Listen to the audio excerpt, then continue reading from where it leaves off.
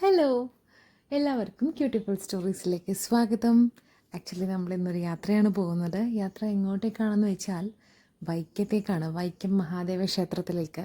അവിടെ അഷ്ടമി നടക്കുകയാണല്ലോ. അപ്പോൾ ഞാൻ, മിൻചേച്ചി, ലിജേട്ടൻ, ഞങ്ങൾ 3 പേരും രാത്രിയിലാണ് യാത്ര തിരിക്കുന്നത്. അതിനൊരു കാരണമുണ്ട്. ഞാനും ചേച്ചിയും കൂടെ രാവിലെ പോകാനിരുന്നതാണ്, പക്ഷേ ഞങ്ങൾ പോയില്ല. അഷ്ടമി കാണണമെങ്കിൽ രാവിലെ പോകണമായിരുന്നു. 3 മണി വരെ ആയിരുന്നു അഷ്ടമി ഉണ്ടായിരുന്നത്. പക്ഷേ ഞങ്ങൾ വിചാരം വെയിറ്റ് ചെയ്തത് കൊണ്ടിട്ടും ഞങ്ങൾക്ക് അല്ലാതെ കുറച്ച് പ്രോഗ്രാംസ് ഉണ്ടായിരുന്നത് കൊണ്ടിട്ടും ഞങ്ങൾ 2 പേരും കൂടെ വൈകുന്നേരം ലിജോട്ടനൊപ്പം വൈക്കത്തേക്ക് പോകാൻ തീരുമാനിച്ചു. സോ ആ പോകുന്ന സമയത്തേക്കുള്ള ചില വിശേഷങ്ങളും നമ്മൾ കണ്ട കാഴ്ചകളും ഒക്കെയാണ് നമ്മളിവിടെ പ്രസൻറ്റ് ചെയ്യുന്നത്. അപ്പം എല്ലാവരും വാച്ച് ചെയ്യണം കേട്ടോ.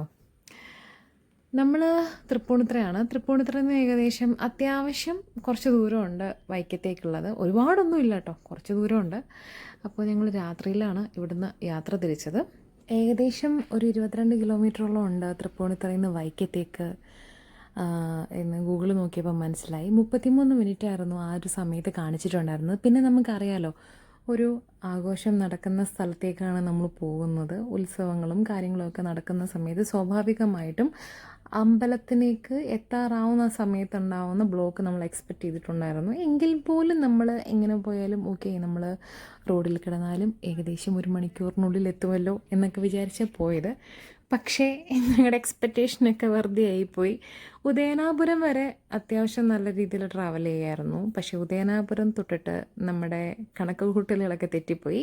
കാര്യം ഉദയനാപുരത്തപ്പൻ മഹാദേവനെ കാണാൻ വേണ്ടിയിട്ട് പോകുന്ന ഒരു ചടങ്ങുണ്ടെന്ന് ഞാൻ മുൻപേ പറഞ്ഞിരുന്നല്ലോ. അപ്പോൾ ഈ ചടങ്ങിന് വേണ്ടിയിട്ട് ഭഗവാൻ ഓൾറെഡി ഇറങ്ങിയിട്ടുണ്ടായിരുന്നു. അപ്പോൾ 3 ആനകളുണ്ട് അതിൻ്റെ കൂട്ടത്തിൽ, പിന്നെ വാദ്യം, പിന്നെ അതിൻ്റെ കൂട്ടത്തിലുള്ള ആളുകൾ എല്ലാവരും കൂടി ഇങ്ങോട്ട് നടന്നിട്ടാണ് പോകുന്നത്. സോ നാച്ചുറലി റോഡ് റഷ് ആയിരിക്കുമല്ലോ. അപ്പം ഞങ്ങൾ വിചാരിച്ചു ഓക്കെ, പതിയെ പതിയെ എത്തുമ്പോഴത്തേക്കിനും നമ്മൾ പതിയാണെങ്കിലും നമ്മൾ വിചാരിക്കുന്ന ഒരു സമയത്തേക്ക് ക്ഷേത്രത്തിനുള്ളിൽ കയറാൻ പറ്റും എന്നുള്ള രീതിയിൽ തന്നെ. പക്ഷേ എന്തൊക്കെ നമ്മൾ നോക്കിയിരുന്നിട്ടും വണ്ടി മൂവ് ചെയ്യുന്നില്ല. പ്രത്യേകിച്ച് എന്താ പറയുക, ഒരു 100 മീറ്റേഴ്സ് കവർ ചെയ്യാൻ വേണ്ടിയിട്ട് തന്നെ എത്രയോ നേരം എടുത്തു. അതിൻ്റെ കൂട്ടത്തിൽ എന്താ പറയുക, ഈ ബൈക്കുകാർ ഇപ്പോൾ ഈ കാണുന്ന പോലെ തന്നെ ഒരു നീണ്ട നിരയാണ്. അങ്ങേയറ്റം വരെ തൊട്ടിട്ട് ഇങ്ങേയറ്റം വരെയും ബൈക്കുകാരെയും കൊണ്ട് നിറഞ്ഞു. അപ്പോൾ ആർക്കും പോകാൻ പറ്റാത്ത ഒരവസ്ഥ ആ റോഡിനുണ്ടായിരുന്നു. പക്ഷേ ആ സമയം വരെ ഞങ്ങൾ 3 പേരും കരുതി പ്രൊസഷൻ്റെ ഭാഗമായിട്ടുള്ള ഒരു ബ്ലോക്ക് ആയിരിക്കാം അതെന്നാണ് കരുതിയത്. പക്ഷേ അതങ്ങനെയായിരുന്നില്ല. ഈ റോഡിൽ ഏതോ ഒരു വണ്ടി പാർക്ക് ചെയ്തിരുന്ന വിധം കുറച്ച് ബുദ്ധിമുട്ടുണ്ടാക്കുന്നതായിരുന്നു. അതുകൊണ്ടിട്ട് നമുക്ക് ഉണ്ടായ ബുദ്ധിമുട്ടുകളാണ് ഇത് ഇത്രയും. കാര്യം ചെറിയ റോഡാണ്. അപ്പോൾ അതിൽ മാക്സിമം വണ്ടികളും ഉണ്ട്. അതിൽ ഭൂരിപക്ഷം വണ്ടികളും പോകുന്നത് വൈക്കം അമ്പലത്തിലേക്കും. മൊത്തത്തിലാകെ അതൊന്നും കൺട്രോൾ ചെയ്യാൻ അവിടെ ആരും ഉണ്ടായിരുന്നില്ല. പിന്നെ ആളുകളൊക്കെ കൂടിയിട്ടാണ് ആ വണ്ടി എങ്ങനെയോ സൈഡിലോട്ട് മാറ്റി എല്ലാവരും കൂടെ ചേർന്ന് മാറ്റി നിർത്തി എന്നൊക്കെയാണ് കേട്ടത്. അതിനുശേഷമാണ് ട്രാഫിക് ഒന്ന് സ്മൂത്തായത്. അപ്പോൾ ഞങ്ങൾ അതിന് തൊട്ടടുത്ത് ഉള്ള ഒരു സ്ഥലത്തേക്ക് വണ്ടി പാർക്ക് ചെയ്തിട്ട് അവിടെ നിന്ന് നടന്നിട്ടാണ് ക്ഷേത്രത്തിലേക്ക് പോയത്. ക്ഷേത്രത്തിലേക്ക് എത്തുന്ന ആ ഒരു സമയത്ത് ഞാൻ പറഞ്ഞില്ലേ, ആദ്യമേ ഇതേപോലൊരു വലിയ ലൈറ്റ്സ് ഒക്കെ ആയിട്ടുള്ളൊരു പന്തലാണ്, വലിയ പന്തലാണ് കേട്ടോ. ഇത് നമ്മൾ ദൂരേന്ന് കാണുമ്പോഴേ ഒരു ആശ്വാസമായിരുന്നു. കാര്യം ഇത്രയും ദൂരത്തുനിന്ന് നടന്ന് നമ്മൾ അമ്പലം എത്താറായി എന്നാണ് വിചാരിച്ചത്. പക്ഷേ ഈ ഒരു പന്തലിൽ നിന്ന് പിന്നെയും കുറേയേറെ ദൂരം നടക്കാനുണ്ട് കേട്ടോ. സോ ഞങ്ങൾ അവിടെ എത്തുന്ന ആ ഒരു സമയത്ത് ഞാൻ പറഞ്ഞില്ലേ, ഉദയനാപുരത്തപ്പൻ ഓൾറെഡി അവിടെ ഫസ്റ്റ് ആ പന്തലിൽ വന്നെത്തി. അവിടെ ഒരു സ്വീകരണമുണ്ട്. കോട്ടുമ്മൽ ഭഗവതി, ശ്രീനാരായണത്തപ്പൻ, ഉദയനാപുരത്തപ്പൻ, ഈ 3 ദേവതകൾക്കും ആദ്യം സ്വീകരണം നൽകുന്നത് വലിയ കവലയിൽ വെച്ചിട്ടാണ്. ഇപ്പോൾ നമ്മൾ ഈ കാണുന്ന ഈ ഒരു ഭാഗം എന്ന് പറയുന്നത് വലിയ കവലയാണ്. ഇവിടെ നാദസ്വരവും പിന്നെ വാദ്യവും ഒക്കെ ഉണ്ട്. ആ ഒരു സേവയൊക്കെ കഴിഞ്ഞിട്ട് അടുത്ത സൈഡിലേക്ക് പോവും. അത് എന്ന് പറയുന്നത് കൊച്ചാലിൻചുവട്, പിന്നെ വടക്കേ നട എന്ന് പറയുന്നത് ഓൾമോസ്റ്റ് അമ്പലത്തിനടുത്തെത്തി. ഓരോ നടപ്പന്തലിലും ഭഗവാൻ എത്തുമ്പോൾ ശരിക്കും പറഞ്ഞു കഴിഞ്ഞാൽ കംപ്ലീറ്റ് ആയിട്ട് അലങ്കരിച്ച് അവിടുന്ന് വാദ്യങ്ങൾ, എക്സ്പെഷ്യലി നാദസ്വര കീർത്തനം പല വിദ്വാൻമാർ, വളരെ പ്രസിദ്ധരായിട്ടുള്ള ആളുകൾ വന്നിട്ടാണ് വായിക്കുന്നത്. ശരിക്കും പറഞ്ഞു കഴിഞ്ഞാൽ കംപ്ലീറ്റ് ആയിട്ടുള്ള ഒരു നിങ്ങൾക്ക് നല്ല കാഴ്ചകളും നല്ല രീതിയിലുള്ള നാദസ്വര കീർത്തനങ്ങളൊക്കെ കേൾക്കണമെങ്കിൽ ഇവിടെ നിന്നാവാട്ടോ. ഉദയനാപുരത്തപ്പൻ്റെ ഈ ഒരു വരവിന് പിന്നിലുള്ള കഥ അതെന്താണെന്നറിയോ? താരകാസുര നിഗ്രഹം കഴിഞ്ഞ് വിജയശ്രീലാളിതനായി എത്തുന്ന ഉദയനാപുരത്തപ്പനെ കാത്ത് വൈക്കത്തപ്പൻ കിഴക്കേ ആനക്കൊട്ടിലിൽ ഇങ്ങനെ ആകാംക്ഷയോടെ അവിടെ കാത്തു നിൽക്കും. ആ സമയത്ത് വൈക്കത്തപ്പന് ഒരു വിധത്തിലുള്ള എന്താ പറയുക, വാദ്യങ്ങളോ വെഞ്ചാമരങ്ങളോ മറ്റൊന്നുമില്ല. ഇതൊക്കെ ഉള്ളത് ഉദയനാപുരത്തപ്പനാണ്. ഞാൻ പറഞ്ഞിട്ടില്ലേ, ഓരോ നടപ്പന്തലിൽ നിന്ന് അവരിങ്ങനെ ആഘോഷങ്ങളോടെ വാദ്യങ്ങളോടെയാണ് ഉദയനാപുരത്തപ്പനെ ആനയിച്ച് ക്ഷേത്രത്തിലേക്ക് കയറ്റുന്നത്. അതുവരെയും വൈക്കത്തപ്പൻ അവിടെ കാത്തു നിൽക്കും മകന് വേണ്ടിയിട്ട്. ഒരു യുദ്ധം ജയിച്ചു വരുന്ന മകൻ, ആ മകനെ കാത്തു നിൽക്കുന്ന അച്ഛൻ, അവരുടെ സന്തോഷത്തിൽ പങ്കുകൊള്ളാൻ വരുന്ന മറ്റു ദേവതകൾ. എത്ര മനോഹരമായിട്ടുള്ള ഒരു കൺസെപ്റ്റ് അല്ലെങ്കിൽ ആചാരമാണല്ലേ. ദേവതകളോടൊപ്പം എഴുന്നള്ളുന്ന ഉദയനാപുരത്തപ്പൻ വ്യാഘ്രപാദത്തറയിൽ എത്തുമ്പോൾ മഹാദേവൻ്റെ സ്ഥാനം, അതായത് അച്ഛൻ മകന് നൽകുകയാണ്. മഹാദേവൻ്റെ സ്ഥാനം നൽകി ഉദയനാപുരത്തപ്പനെ സ്വീകരിച്ച് നിർത്തുന്നു. ഈ ഒരു സമയത്ത് ശരിക്കും പറഞ്ഞു കഴിഞ്ഞാൽ എല്ലാ ദേവതകളുടെയും സാന്നിധ്യം വൈക്കം മഹാദേവ ക്ഷേത്രത്തിലുണ്ടാവുമെന്നാണ് വിശ്വാസം.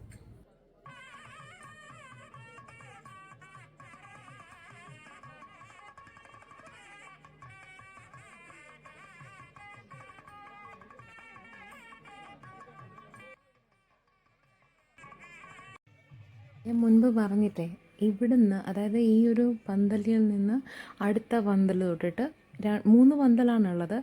ഈ 3 പന്തലിൻ്റെ 2 വശങ്ങളിലും നമ്മൾ നിലവിളക്ക് കൊളുത്തി ഭഗവാനെ കാത്തു നിൽക്കുകയാണ്. ചുറ്റിനും ആളുകൾ, അതേപോലെ തന്നെ അങ്ങോട്ടും ഇങ്ങോട്ടും ശ്രദ്ധിച്ചു വേണം പോവാൻ തന്നെ. നല്ല രീതിയിലുള്ള തിരക്കും ഉണ്ട്. വളരെ മനോഹരമായിട്ടുള്ള ഒരു അയ്യപ്പൻ്റെ ചിത്രമായിരുന്നു ഒരു പുള്ളി ഇത് വരച്ചെടുക്കുന്നത് കണ്ടിരുന്നു. ഇതെന്തെങ്കിലും ആചാരത്തിൻ്റെ ഭാഗമായിട്ടുള്ളതാണോ എന്ന് അറിയില്ല. കുറേ ആളുകൾ ആ ചിത്രത്തിനുള്ളിലേക്ക് ഇങ്ങനെ പൈസ ഇങ്ങനെ വെക്കുന്നുണ്ടായിരുന്നു, കാണിക്ക പോലെ വെക്കുന്നുണ്ടായിരുന്നു. അത് ഈ പറഞ്ഞ പോലെ ഇതുമായിട്ട് ബന്ധപ്പെട്ടിട്ടുള്ള ഒരു ആചാരത്തിൻ്റെ ഭാഗമാണോ എന്നറിയില്ല. അത് ചോദിക്കാൻ വിട്ടുപോയി. അപ്പോൾ അതറിയുന്നവരാരെങ്കിലും ഉണ്ടെങ്കിൽ പറഞ്ഞു തന്നാൽ മതി കേട്ടോ, ഇത് കാണുന്നവർക്ക് ആർക്കെങ്കിലും അറിയാമെങ്കിൽ. നടന്നു വന്ന സമയത്ത് ലിജുവേട്ടനായിരുന്നു പെട്ടെന്ന് വിശപ്പിൻ്റെ വിളി വന്നിട്ടുണ്ടായിരുന്നത്. ബജിയുടെ സ്മെല്ലും കൊണ്ടിട്ടാണോ എന്ന് നമുക്കറിയില്ല. ഞങ്ങൾ നേരെ ഒരു ബജിക്കടയിൽ കയറി. അടിപൊളിയായിരുന്നു കേട്ടോ ബജി. പ്രത്യേകിച്ച് മറ്റേ കോളിഫ്ലവറിൻ്റെ ഈ സംഭവം, അത് ഭയങ്കര നന്നായിരുന്നു. അപ്പം ഞങ്ങളിങ്ങനെ അവിടുത്തെ ആ അങ്കിളിനോടും ആൻറ്റിയോടും ഒക്കെ ഇങ്ങനെ കുറച്ച് നേരമൊക്കെ ഇങ്ങനെ വർത്തമാനം പറഞ്ഞു. ബിക്കോസ് ആ ഒരു സ്ഥലത്ത് കുറച്ച് ആളുകളെല്ലാം ഈ പന്തലിൻ്റെ ഭാഗത്താണ് കേട്ടോ. അപ്പം ഇച്ചിരി തിരക്ക് ആ ഭാഗത്ത് കുറവാണ്. തിരക്കുണ്ട് എങ്കിലും കമ്പാരിറ്റീവ്ലി കുറച്ച് കുറവാണ്. അപ്പം ഞങ്ങൾ സമാധാനമായിട്ട് അവിടെ നിന്ന് ബജിയൊക്കെ കഴിച്ച് വർത്തമാനമൊക്കെ പറഞ്ഞ് കഴിഞ്ഞിട്ടാണ് കേട്ടോ പിന്നെ ഞങ്ങൾ അമ്പലത്തിലേക്ക് പോയത്.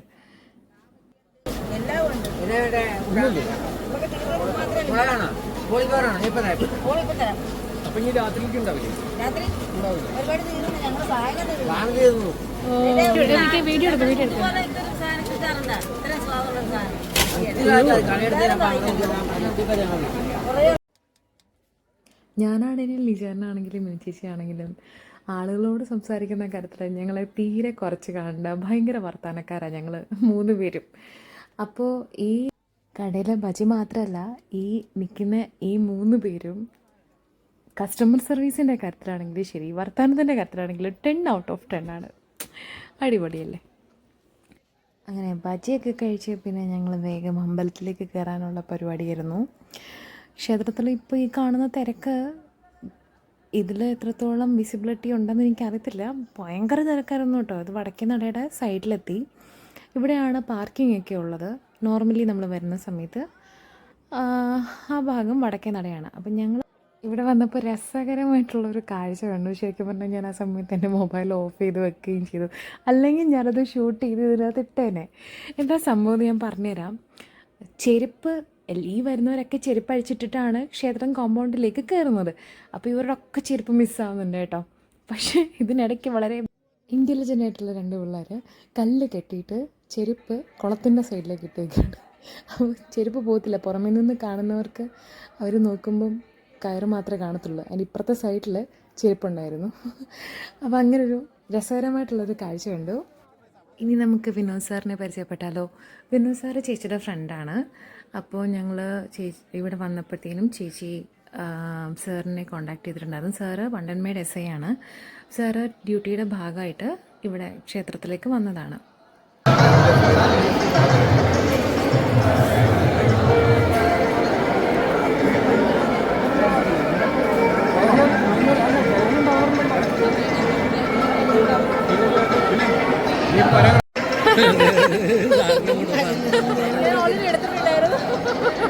നമ്മള് വീടല്ലേ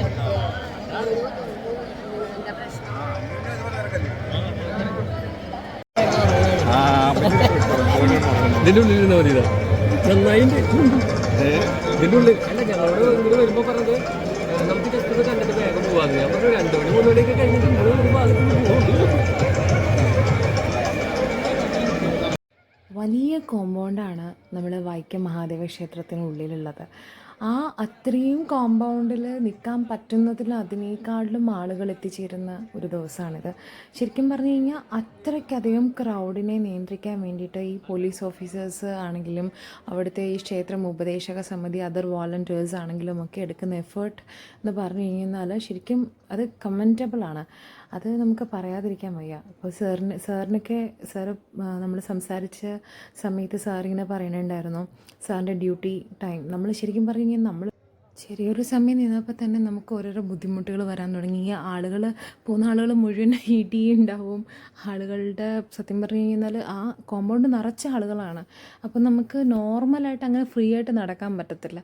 അപ്പോൾ ഇത്രയും തിരക്കിനിടയിൽ ഇത്രയും എന്താ പറയുക ആളുകളെ നിയന്ത്രിക്കാനൊക്കെ ആയിട്ട് ഇവരെടുക്കുന്ന എഫേർട്ട്, റെസ്റ്റില്ലാത്ത ജോലി, അയ്യോ ശരിക്കും എന്താ പറയുക, hats off entire team who are really involve on this. ശരിക്കും പറഞ്ഞു കഴിഞ്ഞാൽ നമുക്ക് പറയാണ്ടിരിക്കാൻ പറ്റത്തില്ല, അത്രയ്ക്കധികം ഇവർ എഫേർട്ട് ഇടുന്നുണ്ട്. അങ്ങനെ ഞങ്ങൾ സംസാരിച്ചുകൊണ്ട് നിന്നപ്പോഴാണ് ചേച്ചിയുടെ കൊളീഗ് ഒരു സാറിനെ കണ്ടിട്ടുണ്ടായിരുന്നത്, സുനിൽ സർ.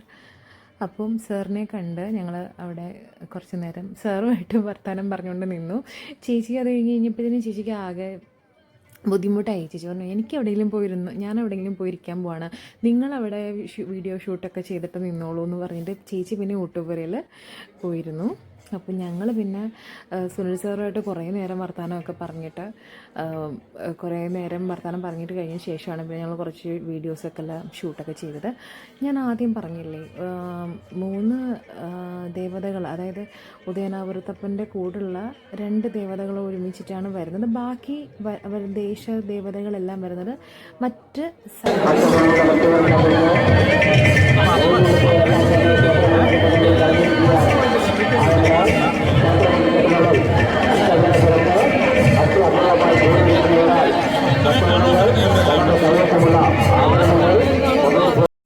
അങ്ങനെ ഒരു യുദ്ധം ജയിച്ചു വരുന്ന മകനെ കാത്തു നിൽക്കുന്ന അച്ഛൻ മഹാദേവൻ. അങ്ങനെ കുറേ നേരമായിട്ട് മഹാദേവൻ അങ്ങനെ ഉദയനാപുരത്തപ്പനെ വേണ്ടി വെയിറ്റ് ചെയ്തിങ്ങനെ നിൽക്കുകയാണ് കേട്ടോ. അത് മനോഹരമായിട്ടുള്ള കാഴ്ചയാണ്. അത് കണ്ട് തന്നെ കാണണം. ഇതിപ്പോൾ വ്ളോഗിലൂടെ കാണുമ്പം എത്രത്തോളം ഫീൽ ചെയ്യുമെന്നൊന്നും എനിക്കറിയില്ല. ഇത് കണ്ട് തന്നെ കാണേണ്ട ഒരു കാഴ്ചയാണ്.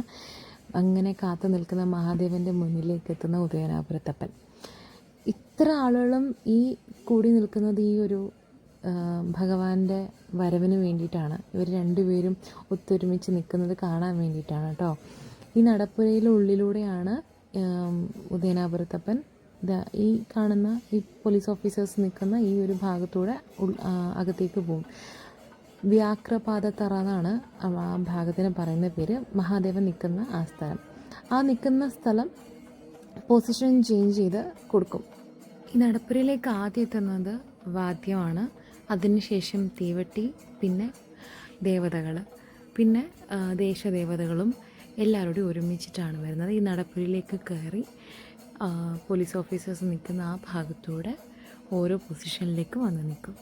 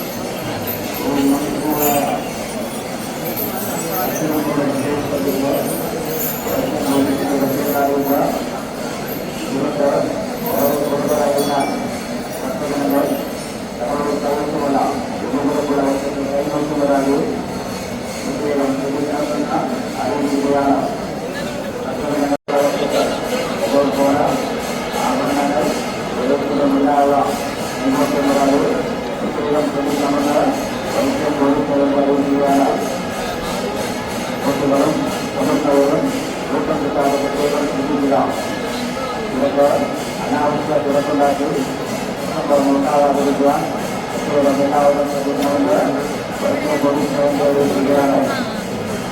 അച്ഛനും മക്കളും പ്രത്യേകം ശ്രദ്ധിച്ച് കുടുംബത്തിലെ നിങ്ങൾക്ക് ആരോഗ്യം കൊടുക്കാതിനാൽ അച്ഛനങ്ങൾ പ്രത്യേകം ശ്രദ്ധിക്കണമെന്ന് ഏറ്റവും വേണ്ടി അറിയിക്കുകയാണ്.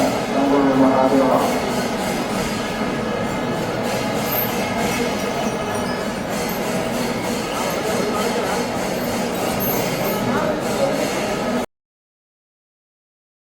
ഇപ്രകാരം നടപ്പന്തലിനുള്ളിലൂടെ ഓരോ ദേവതകളും അവരവരുടെ സ്ഥാനത്തേക്ക് നിന്ന് കഴിയുമ്പോഴത്തേക്കിനും പിന്നെ ആരംഭിക്കുന്നത് വലിയ കാണിക്കയാണ്. അഷ്ടമി വിളക്കിന് ഈ ഒരു ദേവസംഗമ സമയത്ത് വലിയ കാണിക്ക ആദ്യം ഇടാനുള്ള അവകാശം എന്ന് പറയുന്നത് കറുകയിൽ ഫാമിലിക്കാണ്. കറുകയിൽ കൈമൾ എന്ന് പറയുന്ന അദ്ദേഹം പല്ലക്കിൽ എഴുന്നള്ളി കാണിക്ക അർപ്പിച്ച സമയത്തിന് ശേഷം മാത്രമേ ബാക്കിയുള്ള ആളുകൾക്ക് കാണിക്ക അർപ്പിക്കാൻ പാടുള്ളൂ. ഇദ്ദേഹം കാണിക്കയായി കൊടുക്കുന്നത് സ്വർണ്ണ ചെത്തിപ്പൂവും നാണയക്കിഴിയാണ്. ഇദ്ദേഹം മാത്രമല്ല, ഇദ്ദേഹത്തിൻ്റെ എൻ്റെ ഫാമിലി അവരുടെ അവകാശമാണ് ആദ്യമായിട്ട് ഈ ഭഗവാന് വലിയ കാണിക്ക കൊടുക്കുക എന്നുള്ളത്. അതേപോലെ തന്നെ ഇദ്ദേഹത്തിൻ്റെ ഫാമിലിയാണ് ഈ വൈക്കം ക്ഷേത്രത്തിലേക്കുള്ള സ്ഥലം വിട്ടുകൊടുത്തത് എന്നും അവിടെ ഒരാളിങ്ങനെ പറയുന്നത് കേട്ടിട്ടുണ്ടായിരുന്നു. അപ്പോൾ അതിൻ്റെ ഒരു അവകാശം എന്നോണം ആണ് ഈ ഒരു അധികാരം അദ്ദേഹത്തിന് നൽകിയെന്നാണ് അവിടെ നിന്നൊരാൾ നമുക്ക് പറഞ്ഞു തന്നത്. ശേഷം ഇദ്ദേഹം പല്ലക്കിൽ തന്നെ തിരികെ മടങ്ങിപ്പോവും അദ്ദേഹത്തിൻ്റെ കുടുംബാംഗങ്ങളോടൊപ്പം. അപ്പോൾ ഇത്രയും കാര്യങ്ങളൊക്കെ ഞങ്ങൾ കണ്ട് നിന്നു. അഷ്ടമി വിളക്കിൻ്റെ, അതായത് ഇന്നത്തെ ഈ ഒരു ദിവസത്തെ ഏറ്റവും പ്രധാനമായിട്ടുള്ള ചടങ്ങുകളെന്ന് പറയുന്നത് ഉദയനാപുരത്തപ്പൻ്റെയും വൈക്കത്തപ്പൻ്റെയും സംഗമം, അതേപോലെ തന്നെ വലിയ കാണിക്ക, ശേഷം ഉപചാരം ചൊല്ലിപ്പിരിയൽ. ഉപചാരം ചൊല്ലിപ്പിരിയുന്നത് ഞങ്ങൾ കണ്ടില്ല. ഞങ്ങൾ ഇത്രയും കാര്യങ്ങളൊക്കെ കണ്ട് പതിയെ ക്ഷേത്രത്തിൽ നിന്ന് ഇറങ്ങാനുള്ളൊരു തയ്യാറെടുപ്പും കാര്യങ്ങളൊക്കെ ആയിരുന്നു. അപ്പോൾ ഇന്നത്തെ ഈ ഒരു ദിവസത്തെ വൈക്കത്തെ അഷ്ടമിയുടെ ഞങ്ങൾ കണ്ട എല്ലാ കാര്യങ്ങളും അത്യാവശ്യം ഞങ്ങൾക്ക് പറ്റുന്ന രീതിയിൽ ഒന്ന് ഡോക്യുമെൻ്റ് ചെയ്തിട്ടുണ്ട്. അപ്പോൾ ഇതുവരെ ഈ ഒരു വ്ളോഗ് കണ്ട എല്ലാവർക്കും നന്ദി. Thank you so much. അപ്പോൾ ഇനി ഞങ്ങൾ കാത്തിരിക്കുന്നത് വൃശ്ചികോത്സവത്തിന് വേണ്ടിയിട്ടാണ്. വൃശ്ചികോത്സവം ഈ മാസം 29 തൊട്ടിട്ട് ഡിസംബർ 6 വരെയാണ്. അപ്പോൾ ആ ഒരു ഇവൻറ്റിന് വേണ്ടിയിട്ടാണ് നെക്സ്റ്റ് വെയിറ്റിംഗ്. ഞങ്ങൾ പിന്നെ ഈ പറഞ്ഞ പോലെ ഇതെല്ലാം കണ്ട് പിന്നെ ഞങ്ങൾ വീഡിയോ എടുക്കാൻ വേണ്ടിയിട്ടുള്ള സാഹചര്യം ഉണ്ടായിരുന്നില്ല. കാര്യം മൊബൈലിൽ ബാറ്ററി ഓൾമോസ്റ്റ് തീർന്നിട്ടുണ്ടായിരുന്നു. പിന്നെ ഞങ്ങൾ നേരെ വീട്ടിലേക്കെത്തി.